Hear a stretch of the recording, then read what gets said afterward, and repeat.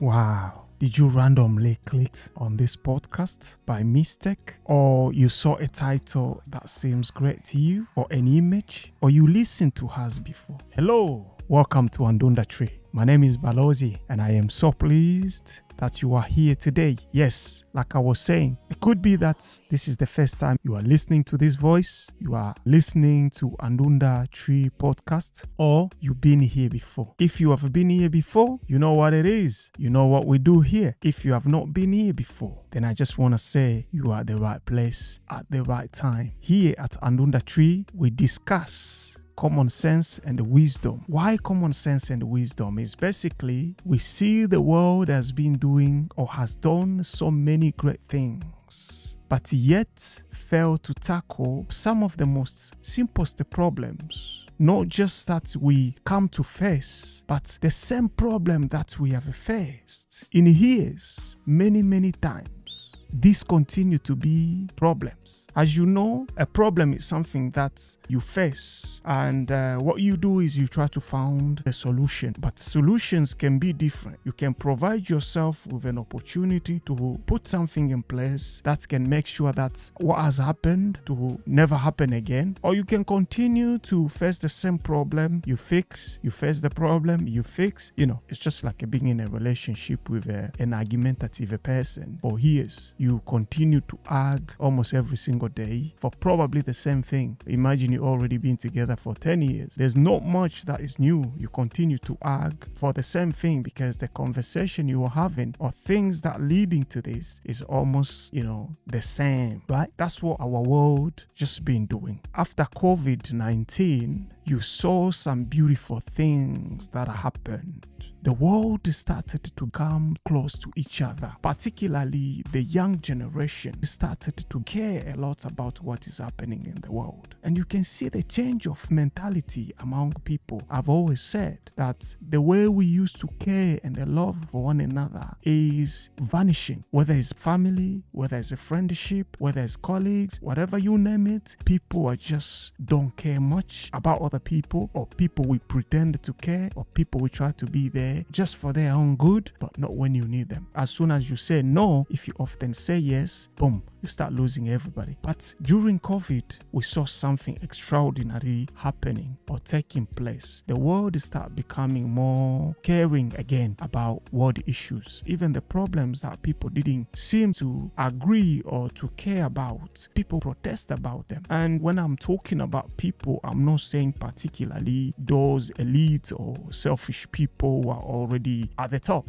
These are people of interest. I mean ordinary citizens, and that does not mean that they are not people who care at the top. That's not what I'm saying. I'm saying these are the people who are more likely to be driven by their interests. They will open their eyes on one thing, but if the same thing is happening somewhere else, they will pretend like it's nothing because they are driven by their interests, selfishness, and many other things you can name. But as the world was recovering from COVID, we saw Russia military invade the country of Ukraine, which today is a conflict. Nobody knows exactly how it's going to end, who's going to win it, and who suffer. The people of Ukraine, people in Russia, people of the world. When Russia invaded the Ukraine on the 24th of February 2022, the majority of the people did not see that as a great thing because, like I said, people were recovering. We were not willing to see another conflict or another war, but yet another war, and particularly where in Europe. Because don't take me wrong, wars were taking place already. There were wars, some known to be forgotten wars. The conflict in the DRC, the Democratic Republic of the Congo, that came to be known as a forgotten war that has killed millions. We're talking about millions. The conflict in Sudan that doesn't seem to have an end. Libya, Syria, and so on. But this time it was in Europe. This came as a shock. And almost the entire world was affected by this conflict. Either people were dragged into it to oppose, to choose the side, to lean on one side, or people experience the problem that came with it, such as food shortage, the price of oil, the price of other products, and so on. For this reason, once again, today we are going to look at the war between Russia and Ukraine. And one of the question or points we are going to look at is whether World War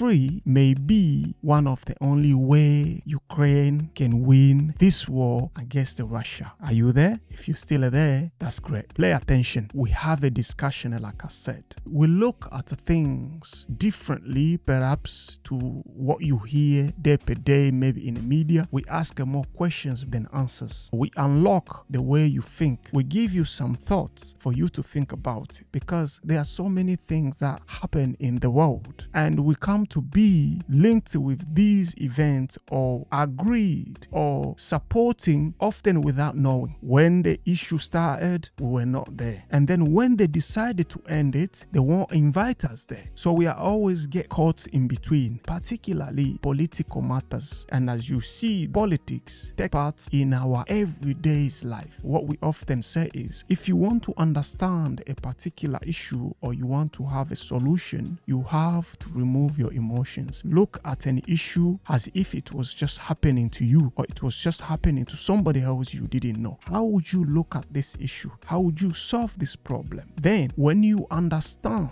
the actual problem, you can decide whether to stick with your emotions or the decision that you had that was driven by your emotions or by your lack of knowledge and understanding, or whether you will take a different route or different decision because you now know the truth. We're a platform that's aimed to educate, common sense, and wisdom. And trust me, your head won't leave empty here. So you are at the right place, whether you are new or whether you have been here before. I'm sure you enjoy this conversation as we unpacked this topic today. The way we are going to discuss this conversation is we will look at some events that we believe led us here. Because every problem, I always say, has a solution. Every problem has what caused it. And it could be that whatever was happening was ignored, or whatever was happening was done intentionally. It takes time before something becomes a problem. A problem doesn't just appear out of the vacuum and become a problem. No, there is things that can appear before a problem. In this case, we are going to look at the event before the conflict, and then we will actually look at what exactly is the problem. We might look at who benefits from this war and who are losing in this war, and we'll ask ourselves whether there is a solution out of it, whether World War III is the best solution or not. That's how we are going to look at this problem. What is happening in Ukraine, between Ukraine and Russia, is not exceptional. It is happening somewhere else. It has happened before, and I'm sure it will happen again, because we don't tend to learn. Remember what I said, sometimes we seem to tackle a problem, but in reality we don't really tackle it, and that problem will come again. And that could be on purpose, or because we are not tackling it to actually resolve that problem. Perhaps that problem is the gain for other people or for another group. You see, this is how the world functions. So let's dive in. As I was saying, on the 24th of February 2022, Russia invaded Ukraine. However, before this war started, Russia was sending signals about doing this. The president of Russia was talking. Politicians, elite in Russia were talking, and they were not just talking by themselves. They were telling the world what was happening. Why were they telling the world this may be the case? It's because there were activities that were taking place in Ukraine to get closer and closer to join Nato or the EU.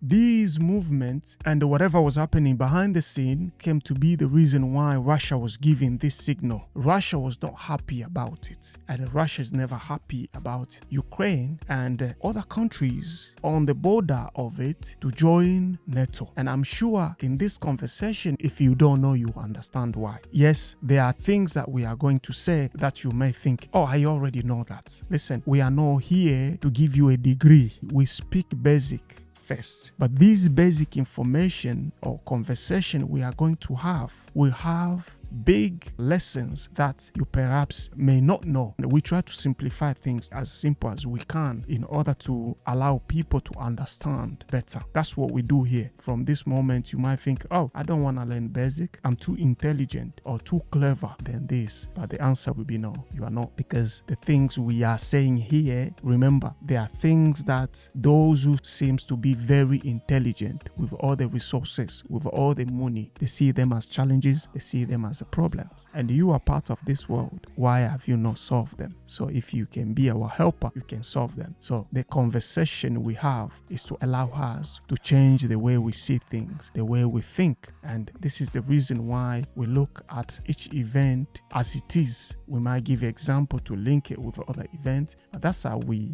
often learn, isn't it? The signals that were taking place that Russia was giving was kind of ignored. And I'm not saying this signal Russia was right, Russia was wrong. No, we found out why Russia was not happy, why Russia took this action and took us to a war that today has killed more than 40,000 people in Ukraine, many soldiers on both sides. Nobody knows exactly the number of the people that have been killed, including the UN. Nobody knows. There is estimation, but nobody knows exactly how many people have been killed. Infrastructures on both sides being destroyed, and the world don't seem to see an end. There was a little hope with the coming of Trump, who campaigned saying that if he was in power, this war was never going to take place. And since he proclaimed himself that he's going to be a president to be known as a peacemaker, he promised himself that he will end this war in a very short period of time. But here we are. Things don't seem to be that way. There seems to be disappointment on whatever side they look at. These are the things we look at, and this will give us a way to look at the future further. So what happened before Russia invaded Ukraine? Or is this the first time Russia invaded Ukraine? The answer is no, because in 2014, Russia once again invaded Ukraine and took a few cities. Until today, part of the cities that were taken proclaimed themselves independent from Ukraine, and they are more linked to Russia than to Ukraine. I just wanted to point that Russia was already invaded Ukraine. And you also have to know that in 2008, Russia also invaded Georgia. People were killed. Different episode of conflict took place. What I'm pointing here is important to give you some understanding, because if you look Russia as a beautiful country or as the good people, then you also have to know what they have done. If you look at them as the bad people, then you also have to understand why they're doing what they are doing. This is important. So what is the reason why Russia invaded the Ukraine a couple of times? In reality, what I can say, you and I don't know the answer. Only Russians knows exactly why they invaded the Ukraine. But we are not going to stop from there. We are also going to look at what Russia said, and then we look at what has been happening historically. Then at the end of the conversation, you will see whether Russia was right, Russia was wrong, Ukraine was right, what Ukraine wants or wanted was right or was wrong. The Western world, which is mostly Nato, Europe Union, was wrong or was right, and so on. One of the biggest arguments that Russia usually provides to be one of the reasons why they invaded Ukraine is the feeling that the security of their country is being threatened by Nato in particular. We are going to look at what Nato is later on and how it was created. But there's also a reason behind the scene that we are going to unpack about these two countries, Ukraine and Russia, historically. Who are these people? What is their relationship in the past? Let's dive a bit into the history. So from 1922 to 1991, Ukraine was part of Soviet Union. Soviet Union, if you don't know, is basically a bloc. A bloc is like a group of countries, just like other bloc like Europe Union, Africa Union, yeah, and so on. But this one is more like military bloc, and the most powerful country within that bloc was Russia. So this is the first thing. Ukraine and Russia, they share culture. They are almost the same people because, as you know, colonial is one of the things that came to divide us. You found when the borders were created, people from this side of the country and the other side of another country, they speak the same language. They share the same culture and traditions. So many people in Ukraine speak Russian, and they share culture, they share traditions, they share religions, and so on. As I was saying, Soviet Union was a bloc that was operating as a group that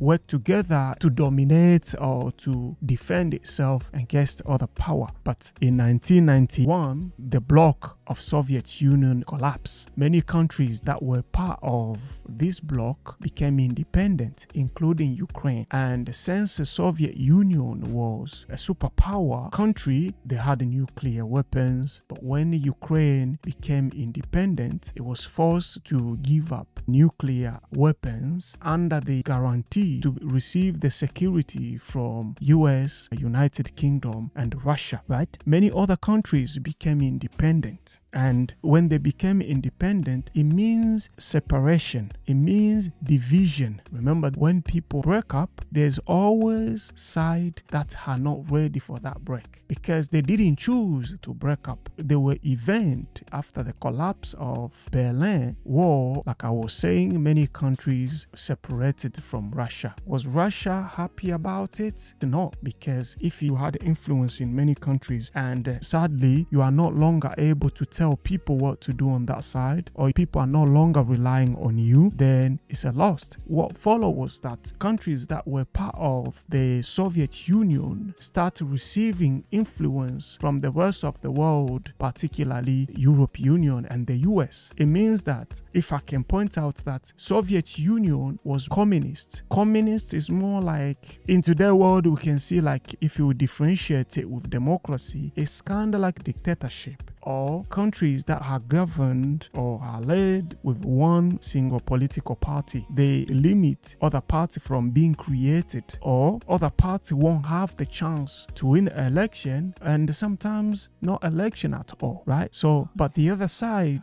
there is this idea of democracy, the ideology of democracy, which is another way of governing the country. Like they say, the power of people go to election, people vote, and so on and so on. There's many problems with democracy itself, as there are many problems with the other ideologies, but that is up to you to look at that or to decide. I'm trying to show the differences. So Europe and the US became more democratic, and when this idea of democracy was coming, this influenced many countries, including those that were part of the Soviet Union, to join or to look toward the Western world, right? And all this was not right for Russia. Now let's look at another event. Another event was what I said, NATO, right? NATO was formed in 1949 by the United States of America, Canada, and some countries in Europe. So they came together. They also created this military bloc that was to defend themselves or to challenge the Soviet Union. So you can see for many years we have had those two blocs. As years passed by, countries started joining NATO, including when the Soviet Union collapsed. One of the arguments that Russia often make is that there was an agreement that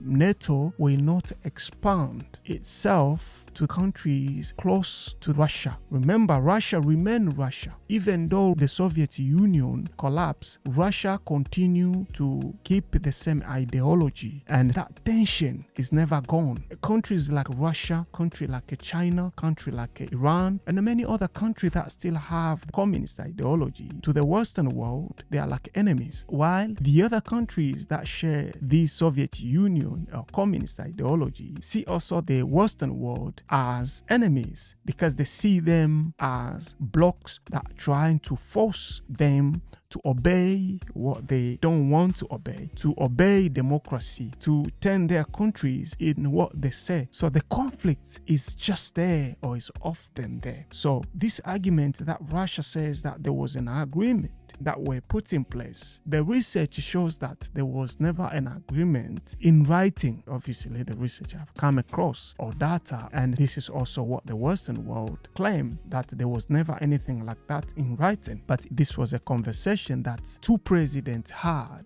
at the collapse of Berlin Wall, that NATO will not continue to expand. Expand means adding more countries. You and I don't know where exactly the truth is, and I'm sure perhaps we know better as these things started opening. But one thing you can put in your head, and this is the reason why Russia or President Putin made this argument several times, that there was an agreement that NATO will not expand toward them. After the collapse of Soviet Union in 1991, Poland and Hungary joined NATO, and then years that followed, many countries joined NATO. This organization started with 12 countries, but as we are having this conversation right now, in April 2025, NATO has about 32 member countries, and the organization seems to continue to extend, even though that Soviet Union collapsed many years ago. Remember what I said, NATO was created to combat or to stand against the Soviet Union, but the Soviet Union collapsed many years ago. But NATO continued to expand, to influence other countries to join it, and other countries continue to request to join the NATO for security and for other benefits, right? NATO has more democratic members countries, while Russia has influence with communist ideology. And another thing you can say is that on the one hand, NATO is expanding or is having more members by providing things that will attract the other countries to join the bloc, or this is done by sometimes the threat that this country are facing. But on the other hand, Russia has invaded countries with guns. So one is going with guns, the other one is going with influence. But you can see one is more rapid than the other. One claimed to be doing it because of the fear that the expansion of NATO threatened its country. It means that the more powerful NATO become, the more Russia feels threatened. And don't take me wrong, it's not just Russia that feels threatened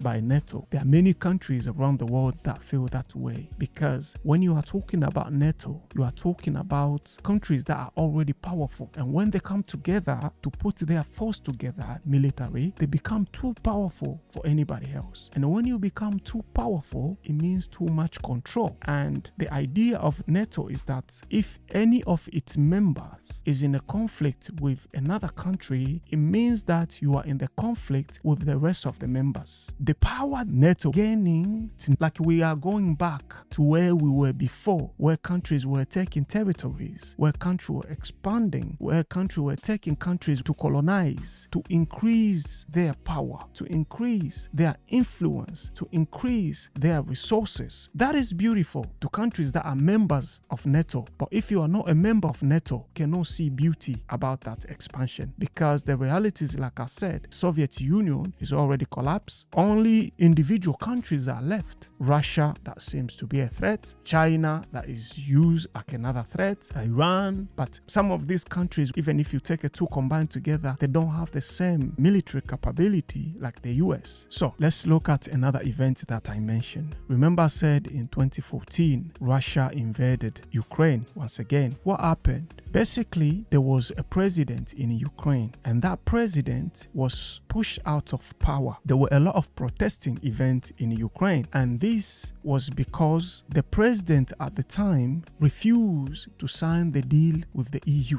To avoid Russia actions, this president was able to abandon the EU deal. Then protesting events took place. Remember what I said, there's democratic influence that's pushing these countries toward Western world or toward NATO, toward EU. So all that influence created, and as you can see, many ordinary citizens, of course, want to become more independent, want to have democracy, although democracy is not being used by the master of it as it should be. But many people individually want to have that freedom. You don't want to be blocked. You don't want to be controlled. This is also part of that. As the world connects close to each other, democratic influence is becoming more and more powerful in almost every country. So when this president abandoned the deal, protesting event started, which resulted by pushing that president out of the country, to the point where there was another president and Ukraine was leaning more toward European Union, toward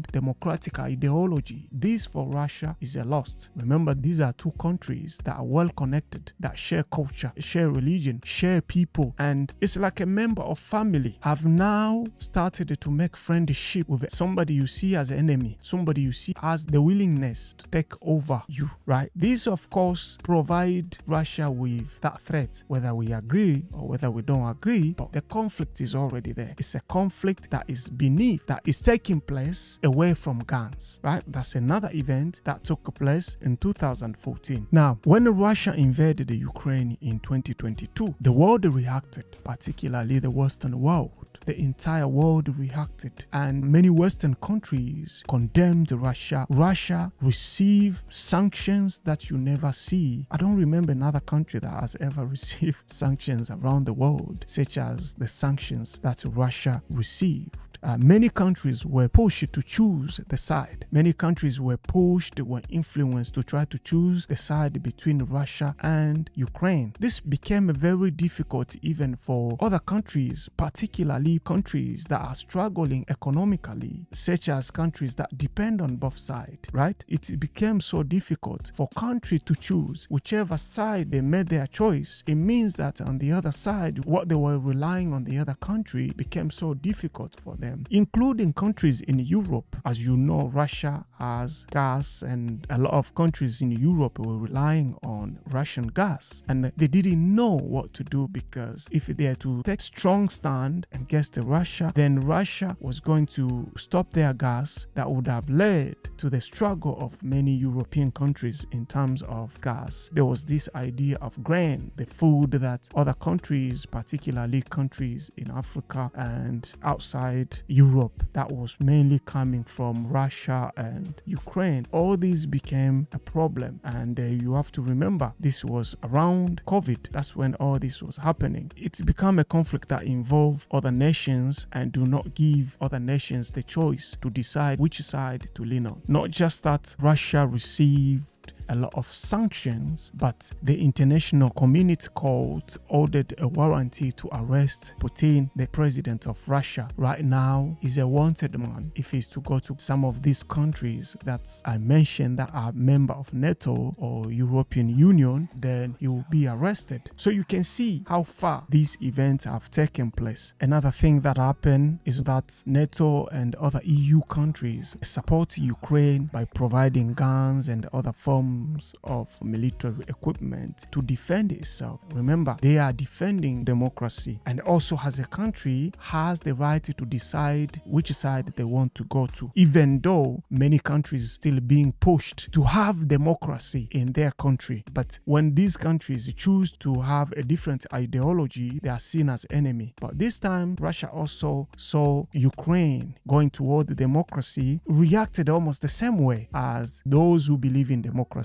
would actually react, right? So military equipment are provided, and the only thing that is left perhaps is countries sending soldiers to go fight along Ukraine, and there have been conversation about this taking place. There have also been conversation that, soldiers from some of these countries are in Ukraine fighting. I don't know much about that. I'm not here to prove that, but there have been also those information. So those are some of the problems. Another problem with this conflict is that the rest of the world see the Westerners or NATO countries, EU countries as being double standard. It means that everything they have been talking about Russia after Russia invaded the Ukraine, the Western world have spoken a lot of nasty things, how terrible Russia is, how awful Russia is. But when these activities are taking place somewhere else, and where even more people have been killed, the same countries that have been blaming Russia are also part of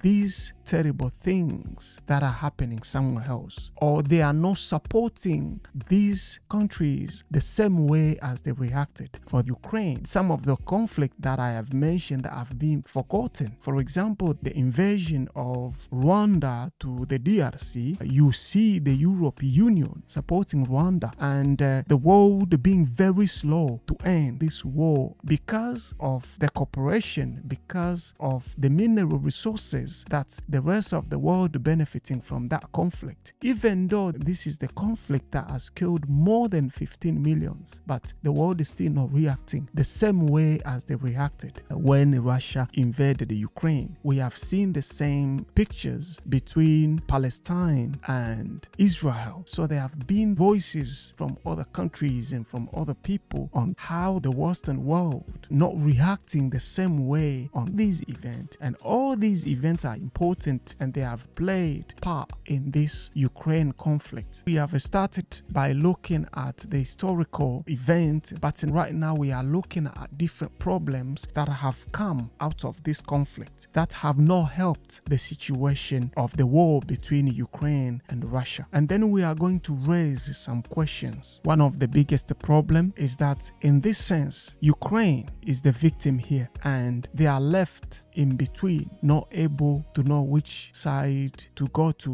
Whichever side they can lean on becomes a problem for the other power, which leave Ukraine not having the choice to decide about the future of their country. That is another problem. Another problem is that Russia is not backing up. Even though the world sanctioned Russia, not just the government, but many powerful individual people were sanctioned. Athletes, musicians, almost everybody who had some form of link with the government in Russia was sanctioned. So you can see, we don't seem to see Russia stopping what it's doing. In contrast, the coming of Trump kind of provided Russia with the signal of continuing to do what they were doing, even though at some point maybe they felt they were started losing or think about the end of the war. But here another event unfold that give Russia this idea of continuing, that also make it difficult for this conflict. One of the latest events is what I was saying. When Trump came to be the president, he said he's not interested in that war. He's not interested in the conflict. He want to end the war through a conversation, right? So on the one side, Ukraine that is relying deeply on the US losing, not just because Ukraine rely on the US, but also because Europe rely also on the US. As conversation taking place, the solution don't seem to be found. President Trump has been talking about how he was going to end this war in a very short period of time, but this has not happened. From this moment, one may say that everything that has been done so far to end the war between Russia and Ukraine has not been successful. Sanctions have not worked. Military equipment and support from the Western world to Ukraine has not ended the war. I mean, Russia also have received support. Those are some of the very important events that have taken place. So now we are going to ask a few questions and then we will have a little chat, right? Where are we going with this? Where is the end?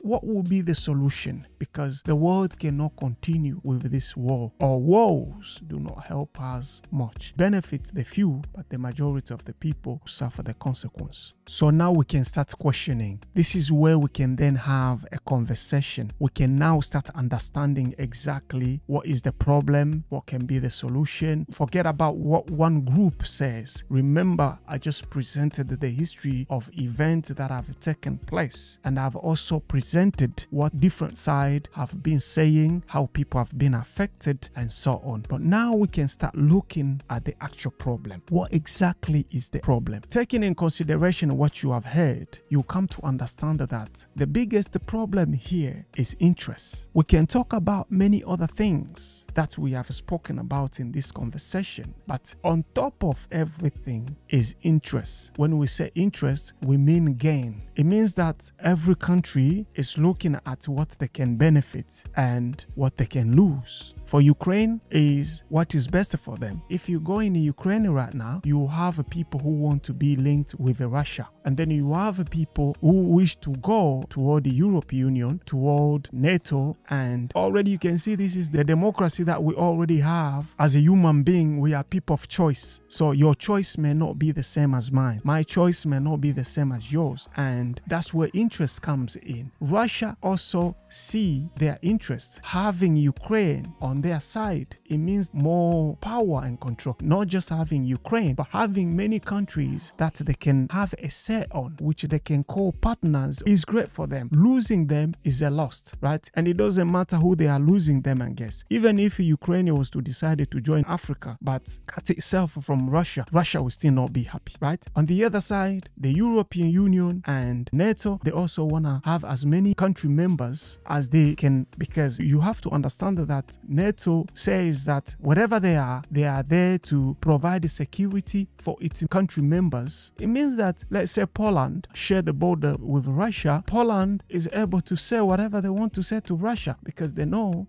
if anything goes wrong, NATO will be on their side. And Russia being a superpower, they will still want to have a say toward the other small countries. So you can see there is interest. When we are talking about communist ideology, democratic ideology is also part of influence, which is interest. Everyone wants control the other. This is the biggest problem in this war between Russia and Ukraine, and this is not exceptional. If you look, almost every war, almost every conflict is just like this, because our interest doesn't end there. As a human being, we always want to control something else, somebody else. We always want to have more power. We are always interested with different things or new things. And politically, as the things change, let's say in Ukraine, if they will have a president tomorrow who wish to be linked to Russia, then Ukraine was already going toward European Union or NATO. That again will change, and then that will bring the conflict within the country, the conflict in other forms. It's not just a military conflict, because conflicts are already there. All these events I've explained, you can see wars in there, you can see conflict in there. The difference is that you have soft conflict, and then you have conflict such as the conflict that you see with guns and economic conflict. All these, you come to understand, is part of one package. These two things that I just said: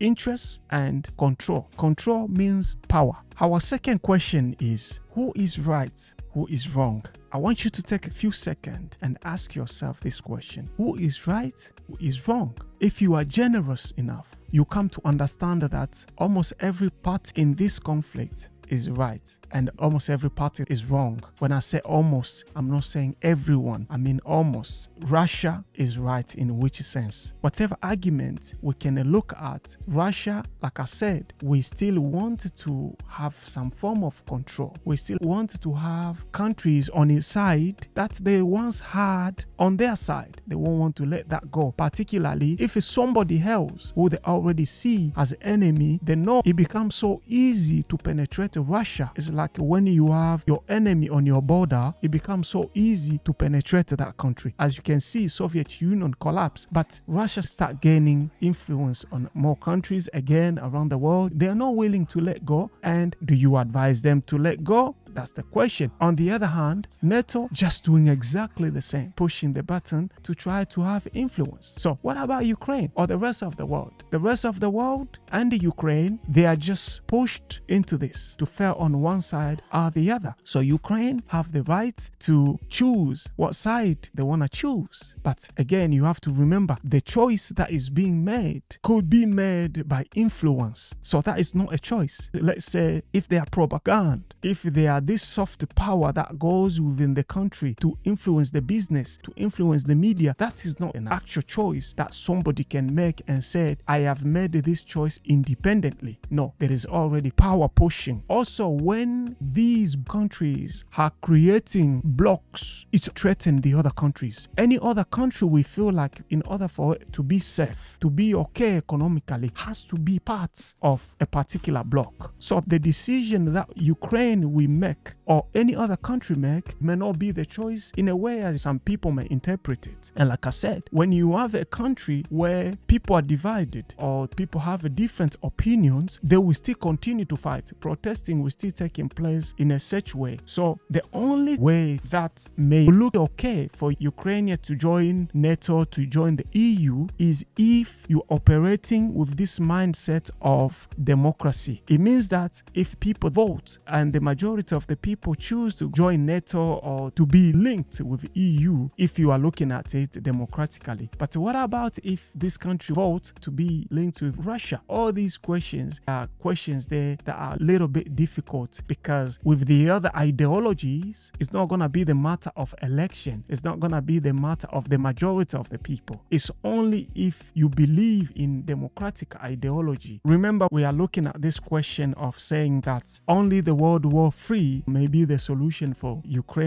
to win this conflict. In our conclusion, we will see whether this is winning or whether this is still a loss. Another small question is that, is this war winnable? Is there a winner out of this war? The reality shows that this is a kind like a mission impossible war for Ukraine. And the reason for this is because Russia is a superpower. Russia, as you already know, is the second, or you can say first, it depends how you are looking at it militarily. Due to this nuclear weapon, how do you see Ukraine winning this war against Russia? If you have somebody who have the capacity to click just one button and make you disappear, it becomes a mission impossible. You remember how the World War II ended. The bomb that US dropped on Japan, just maybe 1 or 2 bombs, was seen as something that ended the war, because they had the capability to just press a button and make things disappear. And that's what Russia has. That shows how difficult it is for Ukraine to win this war. Can Russia be a winner in this conflict? Well, it just depends how you are looking at it. Getting what you want is not exactly the same as winning. You might fight somebody to get what you want, but that doesn't make you a winner, because at the end of the day, you may still create more enemies, or even when Russia occupy territories or take what they want to take today, there will still be people in Ukraine, in Russia, who do not agree with that.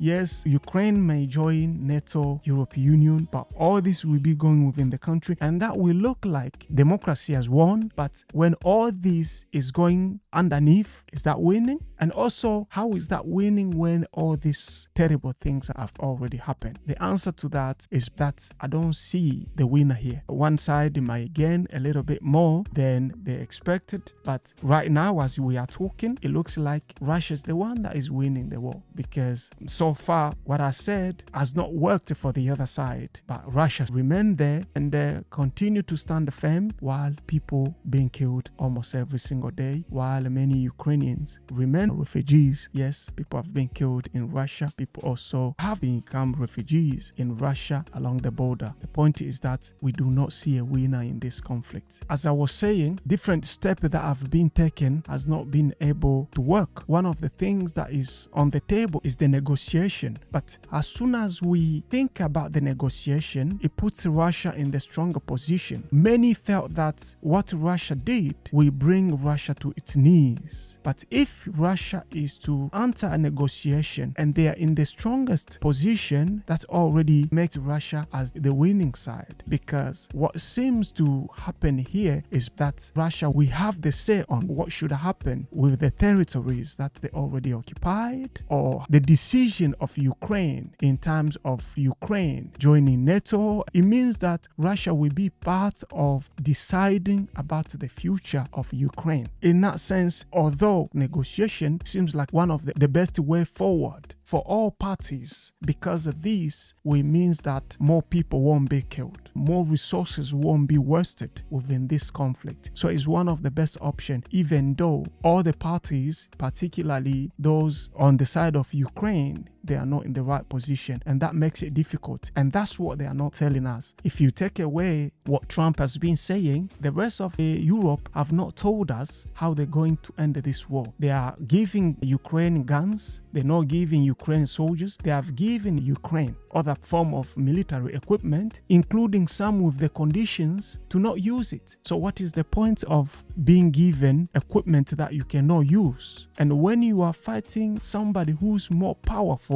in order to win, you have to have the capacity above the opponent. Otherwise, it will be difficult, particularly when you are dealing with people who are not willing to let it go, who know that if they let Ukraine win, then Ukraine Ukraine will be gone forever. And the people who are on democratic side sees that if Ukraine fell, Ukraine and other countries will be lost. It may not be lost forever, but it will be lost because it means that Russia will still have a say on the future of this country. And this is what those who believe in democracy, those who believe in Ukraine having the right to decide where to take their country to, also fear or see as a threat. Remember what I said before, many people felt that they should operate in democratic form. Those who came with democracy were already sold democracy to Ukraine. And this is something that has shown failure on democratic aside, because some of the countries or some individuals that have stood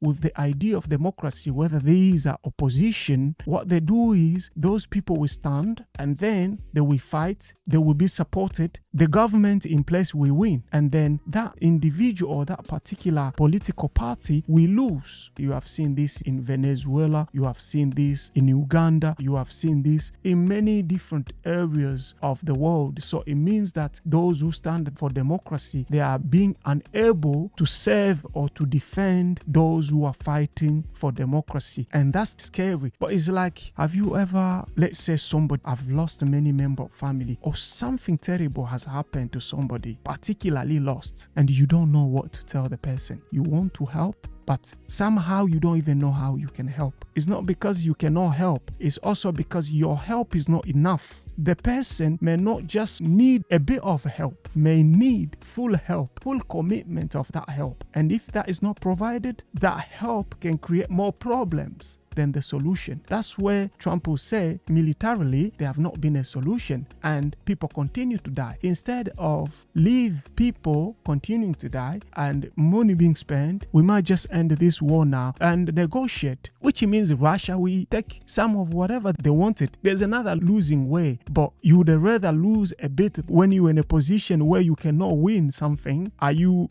gonna continue fighting? Are you gonna just continue being there? Or you would at least try to save what you can save, which is not great, but could be the only option that is there. Whether you agree, whether you don't agree with it. Now, who's going to be the loser? Well, almost everybody have lost. The world have lost in this war, because like I said, and like you perhaps already know, war is always a loss. Nobody wins from the war, because if you can kill hundreds of people and take what you want, you must see yourself as a winner, but you are a loser, because you have killed people, you have caused harm to the other people, to the other creation. So in that sense, only you see yourself as a winner, but you are not a winner. So in reality, within this conflict, almost every part will lose, but there's one part that will lose most, which is Ukrainian. Ukraine will be the biggest loser in this because it's lost many of its people. Yes, infrastructure, you can rebuild the road, you can rebuild this and that, but that itself is losing, because if you are already built something, then starting rebuilding is a loss. So it is a terrible event to Ukraine, it's a terrible event to Europe, it's a terrible event to the world. But whatever outcome, Ukraine will already be the biggest loser in this, unfortunately. So the other option that is there is World War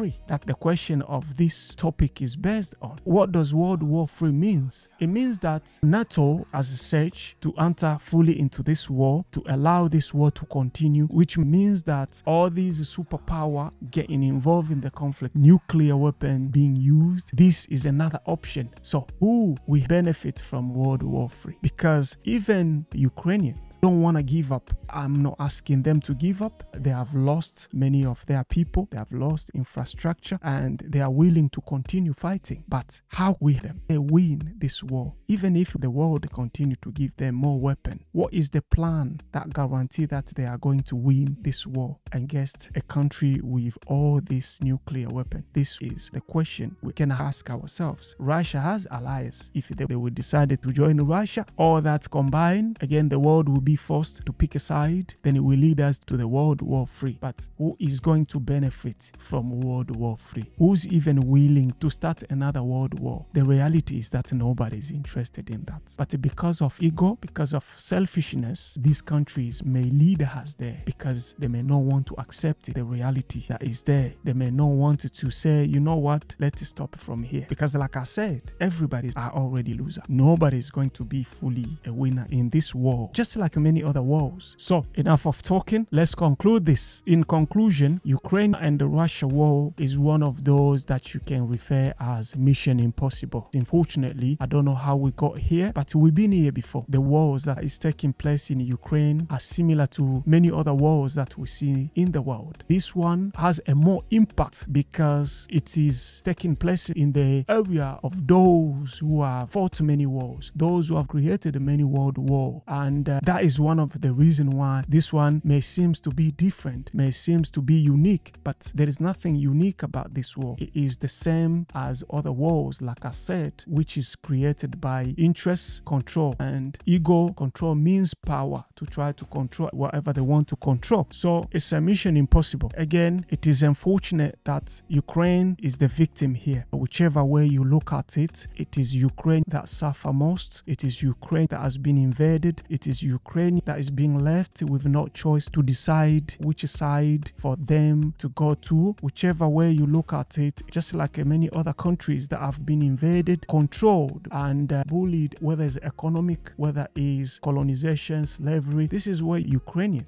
found themselves in a position where they are the victim, and this is not questionable. It's not Ukraine that decided to carry guns toward Russia or toward Europe. Unfortunately, Ukraine is the victim of two blocks. Like Ukrainian president usually said, this is not a Ukrainian war, but it's a war between two ideologies, and Ukraine stood in between. As for Ukraine, it's a sad story, it's a sad news, and it is sad that even those who are willing to support Ukraine, they are not willing to support Ukraine fully. And if they are not willing to support Ukraine fully, I don't know how Ukraine can win this war. I already mentioned that it's like you want to help, but the help is not enough. I'm not saying if you help enough, that will win the war, but it just means that even those who are helping are not helping what is necessary. This may be a lot from them, but it's not enough to win the war. And they are not saying that it is impossible to win this war, but you and I, when you look at this, you can see what is happening here. They just can't come forward and say, listen, there's no way we're gonna win this war in the way that we are going with it, and therefore this is what should be done, or we should get fully into this war, finish it for all, end this war. They are not giving us any plan on how they are going to end this war, and most of these groups are right and are wrong. If you're in a position of Russia, I already said historically, when you look at how countries have functioned with powers, you can see why. You hear a lot in the Western world, Iran is a threat, China is a threat, Russia is a threat. Do you understand them to be a threat, Iran to come and bombard countries in Europe? Or it's just a difference of interest, and anyone who opposes to what we think is a threat to us. That's what that is. These blocks or these ideologies, each ideology want to see itself as the best ideology, and those who oppose will be seen as enemy. That's the conflict you hear, or the war that you hear happening. It's like when you're at the top, you don't want anyone else to climb the ladder. You just want everybody else to stay at the bottom, and everyone who tries to climb the ladder, you see them as an enemy because they are going to be like us, they are going above us. That's what all this is about. Now, the withdrawal of US from supporting Ukraine will make the problem, I would imagine, worse, because I don't think it will be great even if Ukraine and Russia will be forced to go to a negotiation. I feel like negotiating while the US is showing that it's not willing to continue with the war, it's not willing to support Ukraine, will make NATO or Ukraine at a low position, and it's not gonna be great for them. Yes, when you are at the table, you want to be in a position of power, but you imagine Ukraine sitting at the table with Russia negotiating while knowing that those who were supporting them are no longer interested to support them. That doesn't help at all. The US may change this position, and I can see that changing because President Trump thinking that we just come and end this war in a short period of time. It's not resulting that way, and this may push the US to change the position they're holding, because remember what I said, as soon as you choose to negotiate, it puts Russia in a better position. Russia before may have been the ones who were looking or happy to negotiate. And you have heard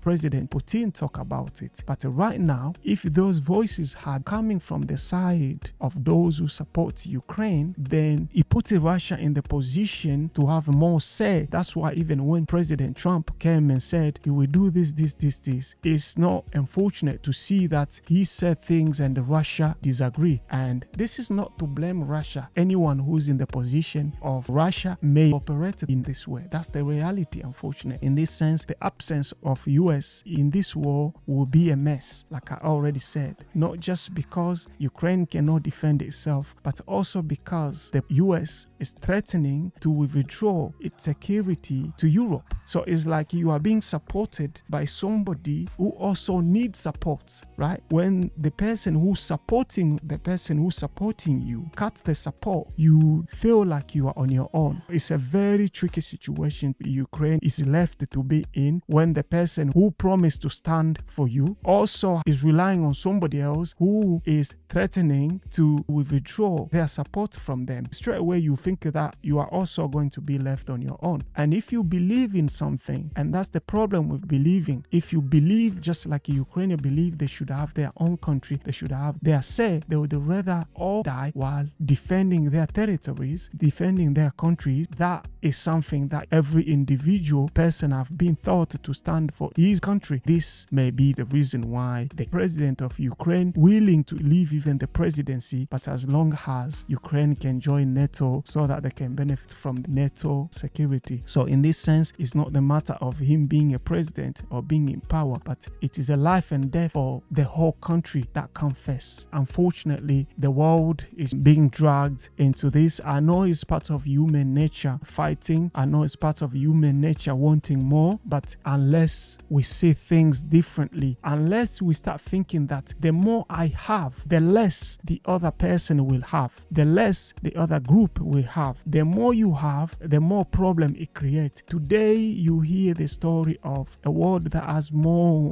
than 7 billion people, but only 7 people have almost the entire wealth of the world. That is a problem. So unless we change this way of looking at one another, unless we understand better our mentality to try to not think I have to be better than the other person, I should always be the one to be at the top. This is what led us here, and this is what will continue to create more conflict and more problems for the world. If this is not to change, these problems will continue. Wars will continue, conflict will continue, family will continue to break down, countries will continue to break relationship, other creations will continue to lose. We will continue to lose. So let's change the way we see things. Let's change the way we look at one another, and let's treat others the way we would love to be treated. This is the only way forward. So I thank you for listening, and I hope you have learned something today. So before you go, I want to say it will be nice for you to continue following our podcasts. I can leave you with some details and how you can find us depending on which platform you are following this from. We are on YouTube,